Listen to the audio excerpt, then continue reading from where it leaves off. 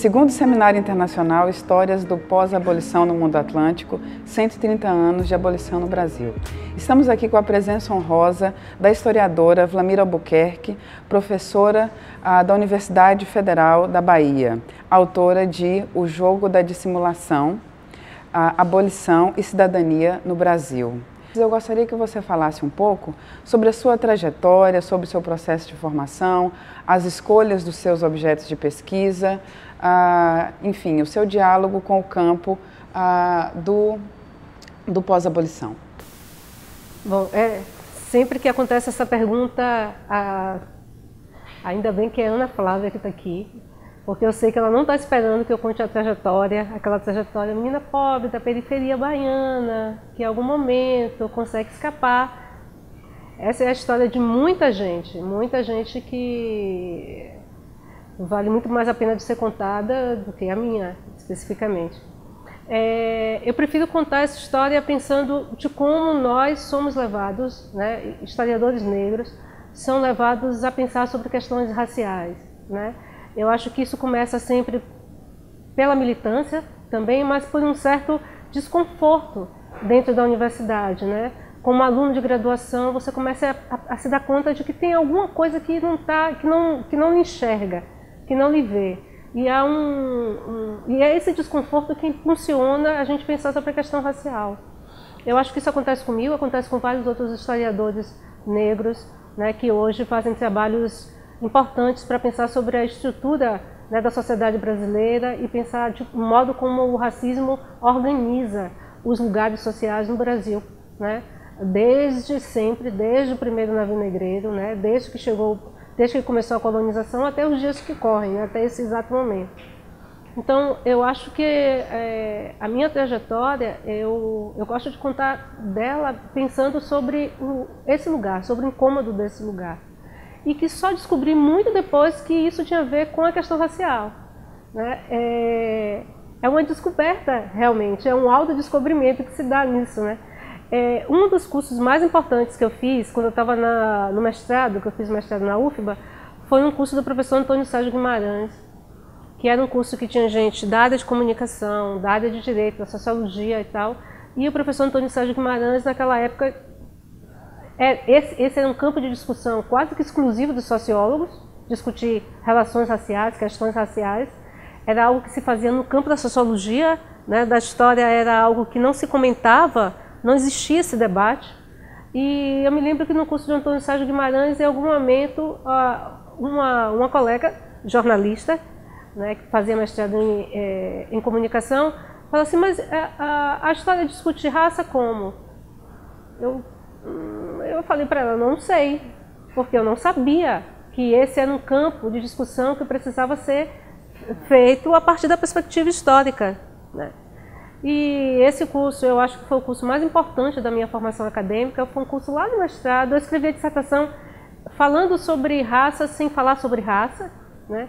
Discutindo como negros e brancos lidavam na festa pública de rua, mas sem ter nenhum tipo de aprofundamento no debate sobre a questão racial. Então, e só no doutorado, quando eu cheguei na Unicamp, foi que eu me dei conta de que esse era um campo imenso. Eu acho que eu tive muita sorte, que eu estava na hora certa, no lugar certo. Era um grande debate sobre a questão das cotas no Brasil, né? A professora Lucilene Reginaldo foi minha contemporânea, Flávio Gomes já tinha passado por lá, mas eu me lembro que a gente comentava, e aí, o que é que a gente pensa sobre isso, né? E com certeza a minha tese tem muito da temperatura da discussão sobre as cotas raciais naquele momento. E tinha muito do que eu estava trazendo dos debates sobre raça no movimento negro na Bahia, né? Então, assim, quando você fala de Luísa Barros, me emociona, porque em muitos momentos eu sentei na plateia, sentei no chão da plateia para ouvir a Luísa Barros. Eu tenho certeza que eu aprendi metade de tudo que ela tinha para me dizer. Eu tenho certeza que eu não conseguia entender naquele momento tudo que ela estava me dizendo, né? Mas aquilo era o Luiz Alberto, né, que fez uma carreira política também, mas tinha um discurso muito claro sobre a questão racial. Então, eu acho que a gente precisa falar não só da trajetória dos que nascem pobres, na periferia, sendo negros, excluídos, e aí encontram esse espaço para discutir a questão racial, mas do bônus que é você vir de uma situação de desconforto e em algum momento você encontrar alguém que se dispõe a discutir a questão racial e do modo como a gente contribui, né, para a historiografia contemporânea. Eu não tenho dúvida que esse conjunto de trabalhos que estão sendo discutidos aqui hoje, eles enriquecem a historiografia brasileira. Eu acho que o que a gente tem feito não é só garantir um lugar para nós mesmos, é garantir que a historiografia brasileira se qualifique, né? A historiografia brasileira tem se aproveitado, muito bem aproveitado, das discussões que os historiadores negros colocam. Então, eu acho que é importante a gente dizer que não só, isso que está sendo feito não é prioritariamente para nós, individualmente, né? Eu acho que a gente está uma colaboração fundamental para que haja um salto, né, de qualidade e um salto que garanta uma diversidade na historiografia brasileira. Então, não é nenhum tipo de benesse nesse sentido. O que a gente está fazendo é fazendo o que nos cabe, sendo historiadores, contribuindo com o nosso lugar, né, com as nossas experiências, para que a historiografia melhore. O jogo da dissimulação é considerado um marco tanto na historiografia brasileira quanto na formação do campo. Você reconhece o pioneirismo do seu trabalho? Como você lida com isso? E em que medida, como que você reflete naquilo que o seu trabalho contribui para a formação desse campo? Ana, eu acho que o meu trabalho está na encruzilhada de algumas questões que estavam circulando no momento que ele foi escrito.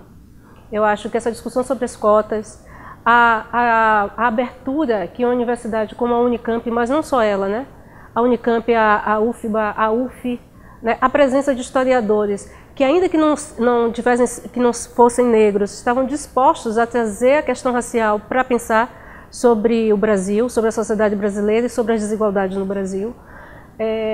Eu acho que isso é um outro componente para pensar o meu livro, é uma sombra, né? É algo que cruza o meu livro. Então, eu acho que a pressão dos movimentos sociais, naquele momento, para discutir cotas, o ambiente acadêmico favorecido, né, e empurrado por esse movimento social, e eu acho que o fato de ser ali uma historiadora negra em desconforto, numa posição de desconforto, e ter encontrado interlocutores para fazer isso.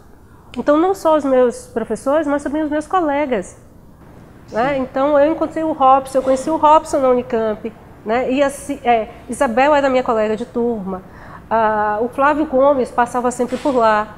Então, quando eu ouvia o que eles diziam, então eu não estou sozinha, não sou só eu que estou pensando as coisas dessa maneira. Então, eu acho que se meu livro é importante, ele se deve também a esse contexto, a essa conjuntura, né, de explosão do debate racial que o debate sobre as cotas proporcionaram, né? Eu acho que ele nunca pode ser lido sem pensar que ele foi escrito exatamente ali, né, no final dos anos, no começo de 2000, 2001, 2002, exatamente quando esse era o debate que apimentava, né, e que trazia à tona a discussão racial. Eu me lembro quando saiu o manifesto dos professores que eram contra as cotas. Aquilo me levou a muitas conversas com muita gente. É óbvio que isso impactou a produção do meu texto. Então, com isso eu não estou querendo negar minha autoria ou diminuir a minha autoria, mas assim, é de pensar que isso só foi possível porque estava na conjunção, né, estava na encruzilhada, aí para pensar eixo, né, estava na encruzilhada dessas questões que estavam à flor da pele. Eu acho que estava no solo, né, estavam quentes naquele momento. Bom, você fala da importância de construirmos a narrativa sobre nós, não necessariamente endossando a vulnerabilidade, uma vez que a vulnerabilidade negra é constitutiva dessa nossa experiência histórica. E você é alguém que, apesar de tantos nãos, tanta marginalidade, conseguiu ter uma carreira acadêmica brilhante e se tornou professora da Universidade Federal da Bahia. E, além disso, dialoga hoje com o projeto de expansão das cotas também na pós-graduação. Como que você observa essa movimentação que começou ali pela graduação, hoje a gente tem uma disputa na pós-graduação, a partir desse lugar de professora negra? É outra coincidência dessa história, né? Não foi planejado, mas eu me tornei a coordenadora do programa de pós.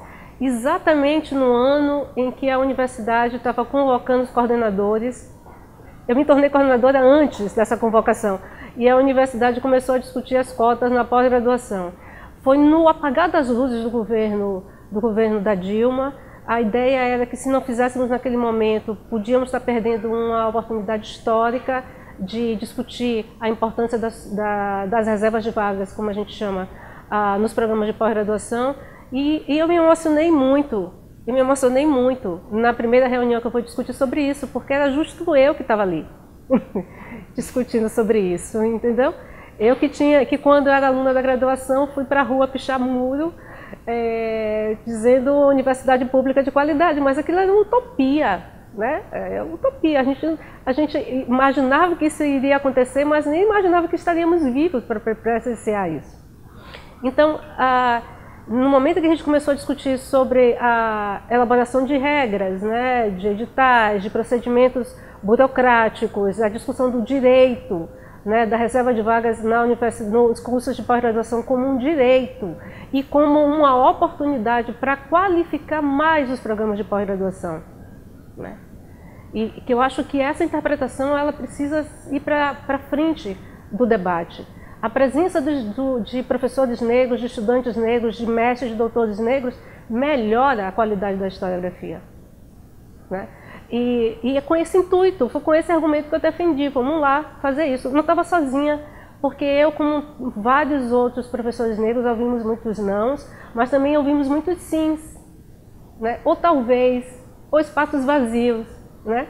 E eu acho que a gente precisa também contar a história do modo como a gente aprende de modo sinuoso a se colocar em espaços vazios e ver aqueles espaços como possibilidade de garantir o acesso a coletivos, né? Então, eu acho que a reserva de vagas nos programas de pós-graduação é algo que não está ainda completamente assimilado e assegurado. Recentemente nós fomos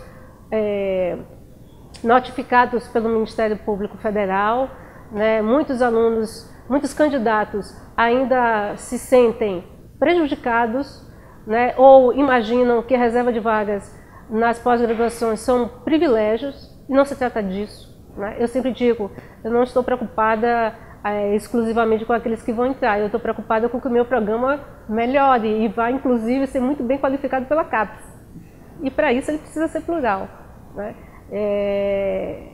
Então eu acho que isso é uma conquista que precisa ser reiterada o tempo inteiro. A gente precisa continuar dizendo que as cotas, as reservas de vagas, elas não são qualquer tipo de benesse, qualquer tipo de caridade, qualquer tipo de concessão. Na verdade, é uma leitura que as grandes universidades fazem, né, da importância de diversificar o debate.